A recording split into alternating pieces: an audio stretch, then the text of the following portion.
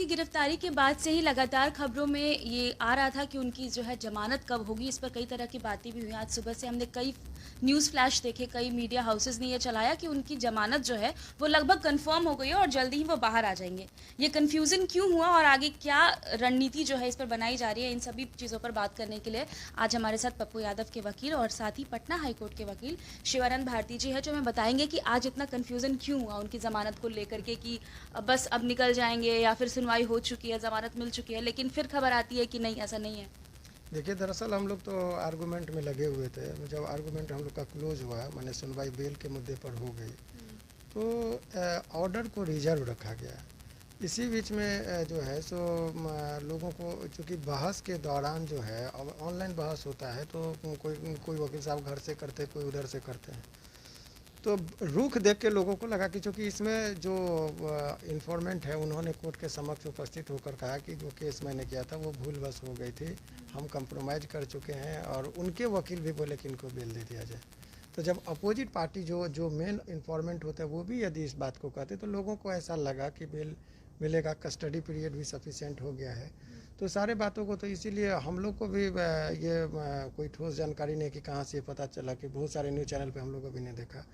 तो लेकिन माने सभी को एक प्रिजम्पशन के आधार पर ये कर दिया गया था। ओवरऑल ये हुआ कि बेल इनको अभी लोअर कोर्ट से राहत नहीं मिली है, और बल्कि उनके द्वारा एक ऑब्जर्वेशन दिया गया है माननीय सेशन कोर्ट के द्वारा, कि आप इसमें, उनको एक डायरेक्शन दिया गया निचली कोर्ट को कि आप इसको आज से, माने जब से ये ऑर्डर रिसीव कीजिएगा, विदिन 1 मंथ आपको केस को कमिट कर देना है, और कमिटमेंट के हो जाने के बाद यदि 6 महीना के अंदर में ट्रायल कंक्लूड नहीं होता है तो आप फिर से बेल के लिए आ सकते हैं। ये इनका ऑब्जर्वेशन है।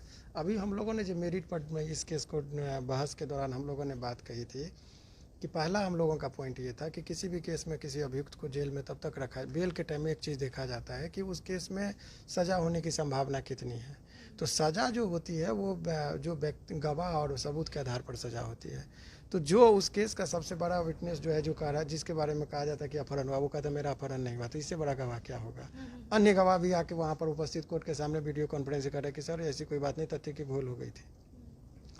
तो यही गवाह फिर बाद में बोलेंगे। तो आज ही वो लोग अपना कर रहे थे, तो कंप्रोमाइज़ हो गया है, तो बोले कि सर इनको बेल मिल जाना चाहिए।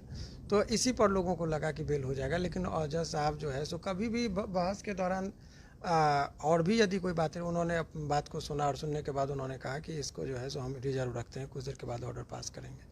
तो ऑर्डर जो है सो सामान्यतः उनके कोर्ट में ऐसा होता रहा है कि ऑर्डर को रिजर्व रख लिया जाता है।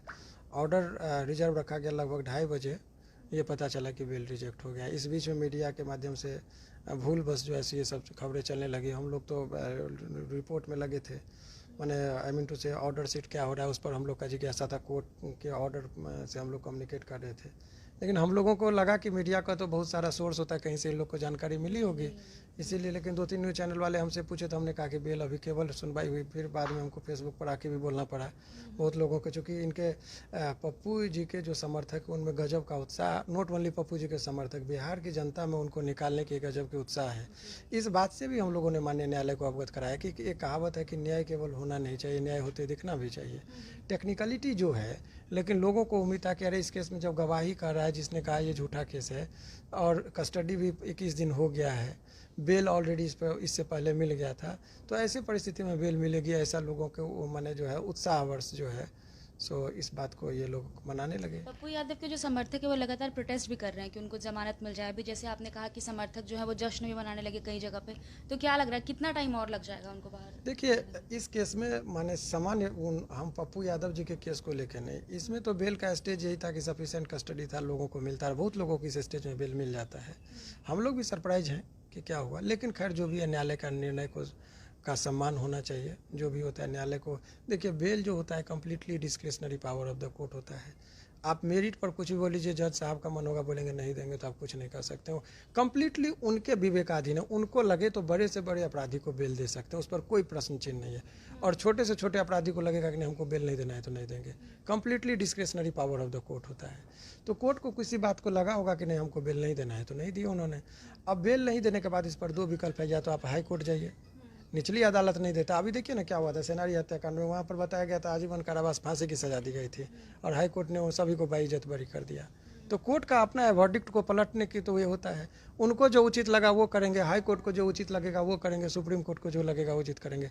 जिस स्टेज में ये एक इनके बेल का एक स्टेज था कि आप लोअर कोर्ट से होकर ही गुजरना था, मजिस्ट्रेट कोर्ट नहीं दिया, हम लोग सेशन में आए, सेशन कोर्ट ने नहीं दिया, तब इसका उपाय है कि हाई कोर्ट जाइए। तो हाई कोर्ट में एक नोटिस आ गया, हाई कोर्ट में गर्मी छुट्टी है, गर्मी छुट्टी के दौरान बोला कि बेल की कोई फाइलिंग भी नहीं होगा, सुनवाई तो दूर की बात है, फाइलिंग आप करेंगे तो लंबी लिस्ट होती है, उस पर अब क्या करेंगे न्यायालय, उनको इमीडिएट अगली सुनवाई नहीं। अब इस स्टेज में बेल का मैटर सेशन कोर्ट से डिस्पोज हो गया है।